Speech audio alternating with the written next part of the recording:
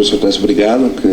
Agradeço muito o convite, e a Sônia também, todo mundo que organizou, né? Esse é o tipo de convite que, quando eu recebo, eu sempre tenho o ímpeto de ligar de volta e falar, mas vocês estão convidando a pessoa certa, né? Porque pela qualidade dos que estão aqui, dos que estão me ouvindo e dos que falaram também, eu sempre fico me sentindo um pouco privilegiado demais, né? Mas agradeço muito estar aqui e a paciência de vocês me ouvirem. Bom, eu vou falar um pouco sobre o tema que me foi proposto de uma forma um pouco rica, né? Enfim, começando com, enfim, né, o título do meu texto é Contra o Fundamentalismo Textualista, Reflexões Críticas sobre Jeitinho Brasileiro, Corrupção e Estado de Direito, né? E a primeira parte eu chamei de crítica e não teoria da corrupção, né? E a primeira ideia, né, que eu queria discutir, quer dizer, esse convite veio no momento, enfim, uma feliz coincidência que eu estou envolvido na construção de um núcleo de estudos sobre a corrupção lá na Unicinos, né? Que está começando as suas atividades, então eu já vinha de algumas leituras, né, o que me ajudou bastante a pensar a questão, né? A primeira coisa que me chama a atenção, quer dizer, no debate atual que nós estamos vivendo, né, que é um debate muito acirrado, né, e bastante agressivo sobre essa questão da corrupção, é que nós temos aparentemente um excesso de certezas colocadas no debate público sobre o que é a corrupção e como combatê-la, né, que é exatamente o inverso do que está acontecendo na literatura especializada no assunto, né? Essa literatura, ela que diagnostica que nós estamos numa segunda leva de estudos sobre a corrupção. A primeira leva, que vigorou ali até a década de 90, principalmente feita por cientistas políticos e por economistas, né, não chegou a conclusões muito conclusivas, né, sobre como combater a corrupção, e está se voltando inclusive a discutir o que é corrupção, né, o que se deve considerar como corrupção. Não tem nenhuma definição clara do que seja corrupção, tampouco quais são as receitas para combater a corrupção, né? Tem um autor que se chama Michael Johnston, né, que é um cientista político bastante interessante, que, por exemplo, ele cria uma tipologia de 4 síndromes de corrupção diferentes, né? A primeira delas, né, para reforçar o que o professor Joaquim falou, que se chama justamente corrupção de mercado, né, então ele diz, olha, a gente não pode, o Pedro disse isso ontem aqui também, né? Enfim, a gente não pode confundir corrupção com o que é ilícito, né? Porque, por exemplo, alguns países legalizaram práticas, né, como a do lobby, a do financiamento de campanha, enfim, alguns países institucionalmente desenvolvidos, e, na verdade, praticamente não tem mais Estado para corromper, né? E a corrupção fica, na verdade, na manipulação do próprio mercado, né? Então, você não tem funcionário público mais para subornar porque você retirou a regulação, né? Então você não tem nem essa possibilidade, e ele cria o primeiro tipo dele de corrupção é esse, para justamente caracterizar a corrupção nos Estados Unidos, né? Então tinha essa primeira agenda de pesquisa até a década de 90 que considerava o problema como característico de países em transformação, né, subdesenvolvidos, que estariam em processo de consolidação para chegar a instituições mais parecidas com as dos países centrais, que é a teoria da modernização. É o livro do Holston, né, que tem esse modelo clássico, as etapas do desenvolvimento econômico, né? Essa literatura estava dialogando com isso. E também havia uma discussão sobre questões culturais, né? Se considerava, por exemplo, que países protestantes seriam menos propensos à corrupção do que países católicos, né? Tinha uma discussão como essa, e a discussão contemporânea mudou completamente de patamar, né? Então, há, em primeiro lugar, uma tentativa de conceber como cada país, como cada contexto percebe a corrupção, né? Uma tentativa de respeitar as diferenças culturais, sem impor um conceito de corrupção que seja transnacional e passe-partout, né? E o que torna difícil, evidentemente, identificar o que seja corrupção e como medir corrupção, né? Por isso, a única medida que se tem é a da percepção de corrupção da Transparência Internacional, que faz uma pesquisa com 500 lideranças, se eu não me engano, né? Acho que se eu estiver falando alguma coisa errada, o representante me corrija, né? Mas se pergunta o que você acha que esse país é corrupto, né? É um survey sobre percepção de corrupção, não tem uma medida mais precisa, ou algum tipo de conceito mais preciso do que seja corrupção. É uma pesquisa aberta que tem resultados, né? É um ranking que a gente acaba levando muito a sério, mas na verdade é um ranking muito significativo desse tipo de pesquisa que é bastante imprecisa, né, no fundo. Enfim, além disso, esse debate sobre valores culturais deu lugar para uma investigação sobre as relações entre as características das instituições e os incentivos que elas oferecem aos agentes sociais, né? Então, a existência de grandes concentrações de poder sem controle, né, nas mãos de poucas pessoas, isso é tido como um espaço, né, quer dizer, um ambiente institucional adequado para se ter corrupção. Então, se tenta ligar as características das instituições com as oportunidades que se tem para fazer corrupção e não fazer uma leitura culturalista, né? Que nos leva um pouco a pensar sobre o jeitinho, né? Que visto assim como uma espécie de tara nacional, como uma espécie de característica íncita, né? Que da nossa psicologia, ele vai perdendo cada vez mais o sentido, né?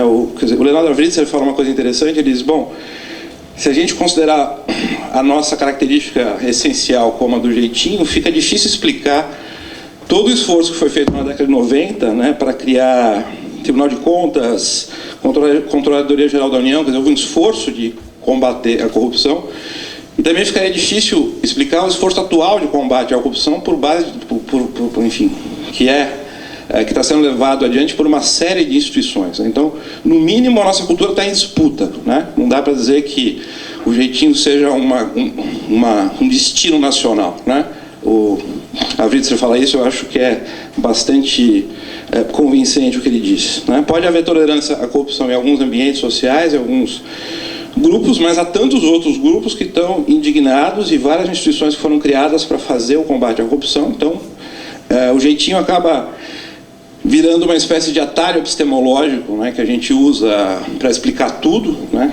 Tem um livro do Adrian Lavalle muito interessante sobre isso, né? Ele diz que é uma espécie de vício de explicação, quando você não sabe muito o que dizer, você fala do jeitinho, isso praticamente isenta quem fala de prova, né? Porque tem um efeito retórico, como se a gente estivesse elucidando alguma coisa, né? Ele diz que isso é bastante complicado. Eu escrevi um texto também que se chama A Cabrocha e o Magistrado, em que eu discuto isso, né?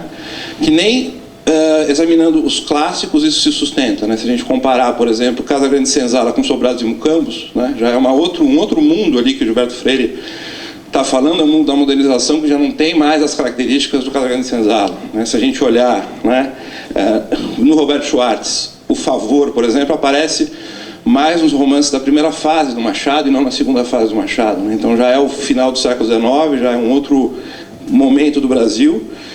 O Sérgio Buarque de Holanda estava falando de uma herança ibérica que ia ser, né, superada pela modernização, né? E aí, para quem usa o jeitinho de maneira, vamos dizer assim, como chave explicativa para tudo hoje em dia, precisa esquecer o século XX, né?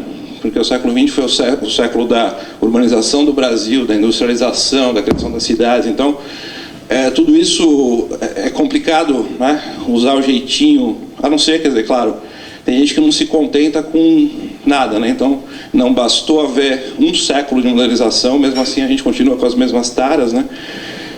Mas, normalmente, o que se faz, o jeitinho acaba sendo um uso um pouco ad hoc, e sempre você vai achar um resquício pré-moderno em algum lugar, em qualquer lugar do mundo, né? Então, mas, de qualquer maneira, fica cada vez menos plausível, ainda mais diante do que está acontecendo agora, falar ou ler tudo, né, sobre a chave do jeitinho ou da cordialidade. E, bom, nesse quadro, né, de acirramento de debate sobre corrupção com uma pesquisa que não é conclusiva, né, o que acaba acontecendo é que, bom, há uma demanda por soluções para a corrupção, né? Então acaba havendo um uso de pedaços de informação ou de pedaços de, enfim, teorias de maneira descontextualizada, né? E o conceito de corrupção, o que se considera corrupção, acaba se confundindo com as várias forças políticas e com os vários interesses individuais, corporativos, etc. Então, os partidários dessa força política usam o termo corrupção, na verdade, como uma tentativa de derrotar os adversários, né? Membros de certas instituições pintam um quadro de corrupção grave, evidentemente, porque as instituições são autointeressadas, então elas querem mais poder e querem mais dinheiro, mais recursos, né? As posições ideológicas acabam defendendo certas visões de corrupção e não outras, né? Quem é mais liberal vai defender a compliance, né? Porque você tira o Estado da regulação e você tem uma autorregulação, então acaba confundindo a posição ideológica com o modelo de combate que a pessoa defende, ou se você tem uma visão mais social-democrata, socialista, você vai defender mais Estado, você quer mais investigação, você quer mais, enfim, agência estatal, então também se confunde com o jeito que você pensa o combate à corrupção, né? E todas essas supostas certezas, então, podem ser explicadas, eu acho, por esse momento de geral, né, que favorece julgamentos apressados, propostas temerárias e um uso retórico, né, como eu falei, ou isolado, desse ou daquele pedaço de informação. E por isso que eu achei que eu tinha alguma coisa a dizer nesse campo, né, porque eu sou filósofo, enfim, de formação, né, e o filósofo, na verdade, a função do filósofo é um pouco tentar manter a sanidade no meio das paixões, vamos dizer assim, da política, né, sob risco de morte sempre, né, porque Sócrates foi morto, né, então a gente tem sempre que lembrar que o que a gente fala pode levar à morte, né, esse é o destino, né. Mas então, para além da pesquisa científica e para além da pesquisa da economia, né, e para além do debate que está acontecendo, para as controvérsias que estão acontecendo, acho que é importante tentar assumir essa posição crítica de checar as informações, de tentar, né, ver se elas fazem sentido, né, e tentar manter a sanidade para que não se configurem situações, quer dizer, um dos meus medos, por exemplo, é que a gente tenha um Patriotic Act brasileiro, né, dependendo do grau de histeria que essa história levar, né. E nessa segunda parte, bom, essa é a primeira parte. A segunda parte eu chamei de absolvição moral ou pânico moral, ponto de interrogação, né, porque eu acho que, aí caracterizando um pouco o que está acontecendo no debate público, né, claro, tem vários discursos circulando sobre essa questão, acho que um deles eu estou chamando de absolvição moral e um outro de pânico moral, né. A absolvição moral pode ser ilustrada por aquela foto do José Dirceu, quando ele foi preso, com o punho em riste, né, que eu interpretei um pouco como representativa de uma posição que diz basicamente que, bom, a corrupção é sistêmica, né, todos praticaram esses atos, todos os políticos estão envolvidos de uma forma ou de outra, o que aconteceu agora não é mais grave do que aconteceu antes, então punir alguém é injusto em si mesmo, né? Se você punir uma pessoa, você está usando como bode expiatório, porque na verdade todos estão envolvidos, né? E no fundo a corrupção nesse caso acaba sendo uma espécie de necessidade do jogo da política, como ela está colocada. E mais do que isso, né, quem consegue jogar o jogo e não precisa fazer as mudanças que acha importantes, sai como herói, né? Então, punir qualquer indivíduo, nesse caso, é injusto, né? Fica injusto e mais, você transforma o sujeito num herói, né? Isso, para mim, parece um problema para quem pensa do ponto de vista do Estado de Direito, né? Porque isso é uma espécie de desculpa antecipada para qualquer ato futuro, para qualquer ato passado que tenha sido cometido, uma espécie de absolvição geral, né? Que não tem nenhum limite e que impede o exame do caso concreto, né? E, mais do que isso, é algo que questiona a própria legitimidade do Estado de Direito de impor, né, de fazer responsabilizações, né? Então, esse é um ponto que acho que vale a pena refletir, né? O segundo discurso, quer dizer, e aí, claro, quem for condenado nesse caso sai com uma narrativa de herói, né? E bode expiatório, né? O segundo discurso, que eu estou chamando de pânico moral, né? Eu acho que ele está se apresentando ainda de forma difusa, né? Não tão... Eu não consigo identificar, né, ainda de forma clara esse discurso, mas alguns indícios de que ele possa existir estão acontecendo, né? Não sei se todos viram aqui recentemente uma ação do Ministério Público Estadual Eleitoral, né, que está acontecendo no Rio de Janeiro, em São Paulo, de processar pequenos doadores de campanha, né, que doaram de R$30 a R$60 para partidos como o PSTU ou o PSOL, né, estão sendo processados, né, sob a alegação de que, se eles são isentos do imposto de renda, eles não poderiam doar, né, R$30 ou R$60, né. Foram 2.554 pessoas, acho que em São Paulo, processadas, ou no Rio, enfim, não lembro de cabeça, uma notícia recente, né? O que me parece uma tese temerária, com todo respeito a quem está levando isso adiante, né? Porque o fato da pessoa ser isenta do imposto de renda não significa que ela ganhou R$0, né? Ela pode ter ganhado alguma coisa naquele limite, e R$30 ou R$60. Então, várias pessoas que eu conheço, vários, inclusive ex-alunos, ou, enfim, né, pessoas que são partidárias desses partidos, estão sendo incomodados com, processos, no que eu estou chamando, se me permitem a ironia, talvez com um pouco de mau gosto, né, de comando de caça ao comunista pobre, né, uma espécie de construção de um comando de caça ao comunista pobre, que me parece um pouco resultado de uma espécie de uma situação de uma visão aí um pouco diferente da primeira, né, que também atribui a culpa da corrupção a tudo e a todos, mas aí a todo mundo mesmo, né, políticos, eleitores, indivíduos, né, então a culpa é geral e ninguém pode escapar, né, acho que esse é um outro modo de ver a questão. Então, para você conseguir combater, se a outra posição dizia, bom, ninguém pode ser punido porque a corrupção é sistêmica, essa diz, por que a corrupção é sistêmica, temos que punir a todos, né? A gente tem esse segundo discurso que eu estou chamando de pânico moral, que leva a esse receio, né, de que a gente possa caminhar, quer dizer, claro, posso estar sendo alarmista, né, um pouco, mas parece que pode ser um indício que a gente possa caminhar para um tipo de construção, né, ou de visão de como combater a corrupção que possa resultar num Patriotic Act brasileiro, né? Aí uma coisa que me preocupou um pouco, eu fui testemunha ocular, estive numa palestra na Unicinos semana passada com a doutora Patrícia Maria Nunes Weber, né, que é procuradora-geral-chefe do MPF do Rio Grande do Sul, e ela disse claramente que o objetivo, aí eu não sei se é da instituição, se é dela pessoalmente, é construir um processo penal em 2 velocidades, citando o Silva Sanches, especificamente para o combate à corrupção.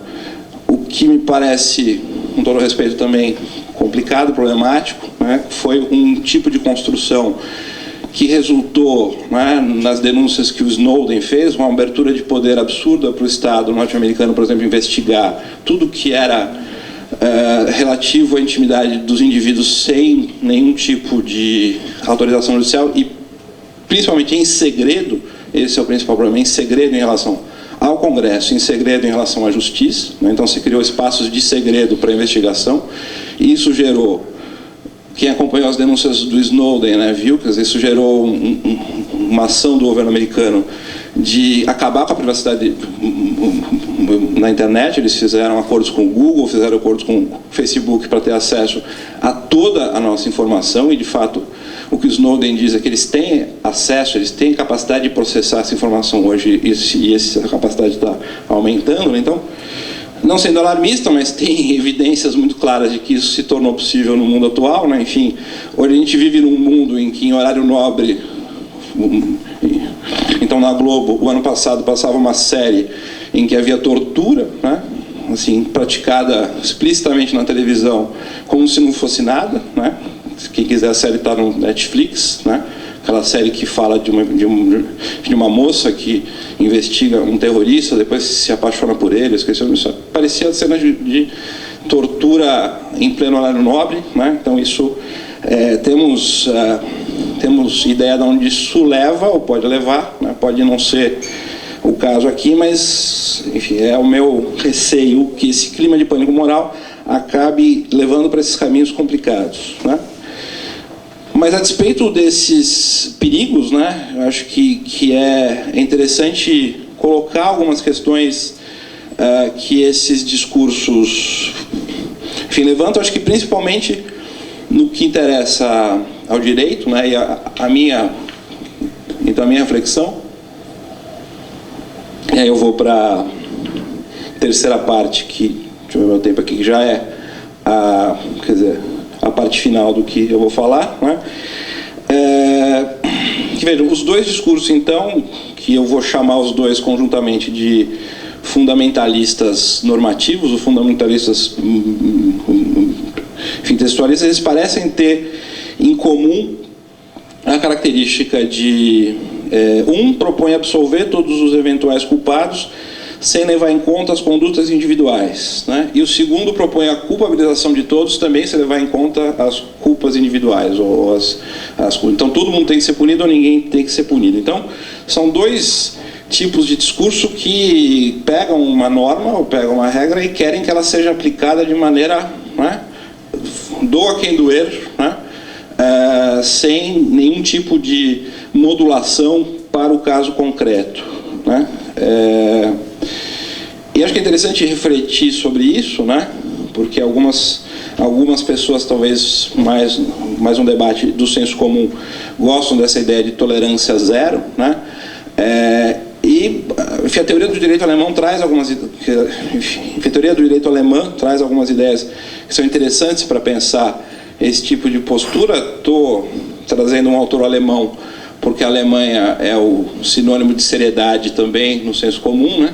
Enfim, o Klaus Gunther, que é um autor de teoria do direito, ele faz uma diferenciação que é bastante interessante entre o momento de justificação de uma regra e o momento de aplicação de uma regra, né? Vou pegar um exemplo simples que ele mesmo dá, né, para falar de uma regra de, enfim, boas maneiras. Ele diz, bom, se uma pessoa fizer uma promessa de comparecer à festa do seu amigo, enfim, do seu amigo Smith, mas no dia não comparecer, né, em primeira análise, né, ele descumpriu uma norma que diz promessas devem ser cumpridas. Ele prometeu ir à festa, mas não foi. Mas ele disse, bom, é preciso investigar primeiro, né, se isso era de fato uma promessa, né, se não era simplesmente uma frase que apontava para uma possibilidade, né? Tipo, a gente fala, bom, me liga, né? Bom, me liga, né? Ou eu apareço lá, né? Então você não vai aparecer, né? Não era uma promessa. Em segundo lugar, mesmo que essa promessa tenha existido, você tem que investigar as circunstâncias, né, nas quais estava essa pessoa para não ter ido à festa. Por exemplo, ele diz, pode ter acontecido que um outro amigo estivesse sofrendo de uma doença ou que estivesse numa necessidade muito grave. Naquele momento ele teve que acudir e não pôde ir à festa. Então você vai aplicar essa regra ferro e fogo, né, para alguém que foi acudir o outro amigo. Ele estava cumprindo uma outra regra, né, deve-se ajudar os amigos, né, em situação difícil. Ou você vai, olhando para o caso concreto, dizer, não, nesse caso essa regra não se aplica, né, vamos deixar esse fulano impune no que diz respeito a essa regra especificamente, né? Por isso que o Gunther diz, a gente tem que pensar separadamente o contexto de justificação das normas, em que se tenta antecipar todos os resultados possíveis, ou todos os efeitos possíveis daquela regra para os casos futuros, né? E o momento de aplicação da regra, em que você está diante de um caso concreto que pode não ter sido antecipado por aquela norma, que pode ter circunstâncias concretas que não foram levadas em conta, né, naquele raciocínio anterior de justificação, né? Então ele diz, aí a ideia dele, que as normas têm que ser aplicadas com um senso de adequação, né? Ou seja, partindo do pressuposto que a legitimidade de qualquer regra é ela conseguir, né, abarcar todos os casos e todos os interesses envolvidos nela, né, e assim ela se torna aceitável por parte de todos. Então, no momento da justificação eu antecipo alguns resultados e algumas possibilidades, e no momento de aplicação eu continuo fazendo isso, né, aí diante do caso concreto e diante das circunstâncias do caso, eu posso eventualmente afastar uma regra de sua aplicação, né? Por exemplo, desmontando o comando de caças comunistas pobres, né? Dizendo, bom, talvez aqui não seja o caso, mesmo que haja algum tipo de eventual, né? Enfim, não sei que tipo de fraude poderia haver, mas o valor é tão irrisório, né? É tão inexpressivo e parece tão difícil que alguém tenha prometido algum favor contra R$30, a não ser, sei lá, um chiclete depois que for eleito, né, que não faz sentido punir esse tipo de conduta tão insignificante, né? Para não ficar apenas nesse exemplo, né, do Ministério Público Estadual do Rio de Janeiro, a gente pode lembrar, por exemplo, do crime de bagatela, né, que é um raciocínio interessante que se faz no direito penal e que ainda é combatido pelos penalistas mais tradicionais, né, que é, se o sujeito furta um alfinete, se o sujeito furta um sonho de valsa, um shampoo, né, talvez não seja o caso de condená-lo à prisão, né? Você pode eventualmente processar o fulano civilmente, se aquele valor, mas enfim, mas penal talvez não seja o caso, né? Então a gente pode lembrar um outro personagem, enfim, um personagem da literatura, né, que é o Pedro Malas Artes, né, que é enfim, uma outra figura interessante que é visto, né, que tem sido visto como uma espécie de resquício do pré-moderno no Brasil. Mas também a gente pode ver o Pedro Malas Artes de um outro lado, né? Como é que você vai punir alguém, por exemplo, que inventa uma história como uma sopa de pedra, né, para conseguir comer uma sopa? Né? Para quem não conhece a história, né, o Pedro Malas Artes, ele está ali na beira da estrada fazendo uma sopa, alguém passa e pergunta: o que você está comendo? Ah, uma sopa de pedra. Ah, que interessante, eu quero experimentar, né? Aí ele fala: então faz o seguinte, me traz aí uma pimentinha que vai ficar melhor, né? E ele vai pedindo uma coisa ou outra, que aquilo acaba virando uma sopa incrível, né? Com vários ingredientes. É um sujeito que engana, um sujeito que mente, não um sujeito que é... Mas para sobreviver, né? Para conseguir se valer ali daqueles... Assim, também, não sei se faz muito sentido usar de ferro e fogo e dizer, bom, então... a pequena corrupção alimenta a grande corrupção. Quer dizer, acho que a modulação tem que ser feita de uma outra maneira, né? Só para informação, acho que talvez interesse a alguém, eu descobri que o Mário de Andrade escreveu uma ópera sobre o Pedro Malas Artes junto com o Camargo Ganieri, né? Que ele escreveu junto, na mesma época que ele estava escrevendo o Macunaíma, ele escreveu, né, esse libreto aí. O Pedro Malas Artes aparece como um sedutor, né? Ele enfim, transa com a mulher de um alemão. A peça se passa em Santa Catarina, é bem interessante. Ainda não tive tempo de analisar suficientemente para entender o que o Mário de Andrade queria, e tem pouca coisa escrita sobre essa peça, mas enfim, vale a pena, quem quiser ouvir, tem no YouTube. E tem online o libreto também, né? Mas seja como for, quer dizer, acho que é interessante para esse seminário, especialmente para o tema dessa mesa, né? Aí olhando por um outro lado, é interessante que surja, ou pode ser interessante imaginar, né, que para combater o jeitinho surja no Brasil um discurso de pânico moral, né? Então a gente sai do jeitinho para o anti-jeitinho de forma radical, né? Então a gente vai combater, acho que nem uma coisa nem outra, né? Acho que talvez essa irracionalidade de um fanatismo punitivo possa ser vista como um contraponto necessário para os excessos interpretativistas de um jeitinho, né? Como se fosse uma culpa de todos, né? Então acho que posições mais ponderadas, né, mais fundamentadas dificilmente são tão radicais, né? Quem está na academia sabe disso, né? A gente diz algumas coisas, mas depois você tem que retroceder, porque não é bem assim, tem sempre um outro aspecto, especialmente quem faz pesquisa empírica, né, como eu tenho tido. A experiência é o que torna, né, o pensamento acadêmico crítico um pouco frio, né, um pouco decepcionante, né? Ele pode ser capaz de inflamar os ânimos quando revela uma artimanha do poder, quando explicita o uso interessado de supostas verdades, o uso de meias-verdades. Ele pode denunciar o caráter arbitrário de certas instituições que alegam falar em nome do direito, ou que alegam falar em nome da ciência, ou que alegam falar em nome das pesquisas, ou dos especialistas, né? Mas no seu momento positivo, né, para lidar com decisões reais, né, a gente tem que sair da República do Platão e ir para as leis, né?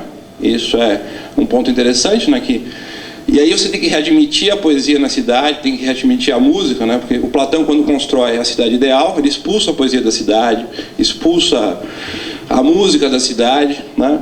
Expulsa o álcool também, porque nada que vá, né, enfim, turbar os sentidos pode ser levado em conta quando você está no momento de plena racionalidade da cidade ideal. Quando ele vai escrever as leis, já mais velho, sob a influência do Aristóteles se diz, ele escreve um livro que a poesia volta para a cidade, a música volta para a cidade e o álcool também, né? O livro começa sobre a função social do álcool, né? Dizendo que se você é jovem, você deve beber pouco, porque você já é fogoso, então se você beber muito, você vai ficar muito fora de si.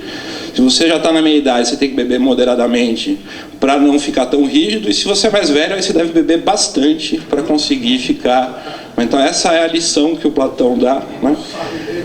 E vejam, né, completamente, enfim, diferente do que estava nas leis, porque aí é a política real, né? São decisões reais, é o filósofo preocupado com ter efeitos práticos, e ele vai usar de todos os meios de maneira moderada, e é um livro de política comparativa, né, que compara experiências de várias cidades.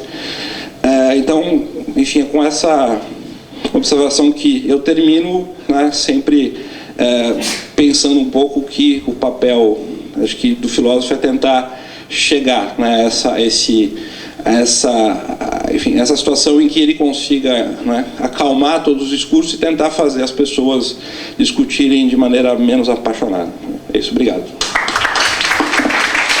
A reflexão filosófica, ela tem essa função, eu acho que ela nos ajuda nesse momento. Você trouxe os temas perfeitos, inclusive esse primeiro o tema do jeitinho sistêmico, ou como é que eu lido com isso em termos brasileiros, não? E qual é a relação do jeitinho e corrupção? Porque qualquer um de nós, na sua experiência, no seu dia a dia, no caso concreto, apesar das experiências retratadas hoje pelo Joaquim, sabe quando o jeitinho é corrupção e quando ele ainda não é. Não são iguais, mas só quem vive aqui é capaz de perceber isso. E de fato, o estrangeiro não consegue, fica difícil separar, mas quem vive aqui sabe, no momento certo, quando a gente separa uma coisa da outra. E, de outro lado, trouxe bem essa questão e como é que eu generalizo isso, como é que eu lido com isso. Acho que foi bem pontuado e vai servir para a nossa discussão.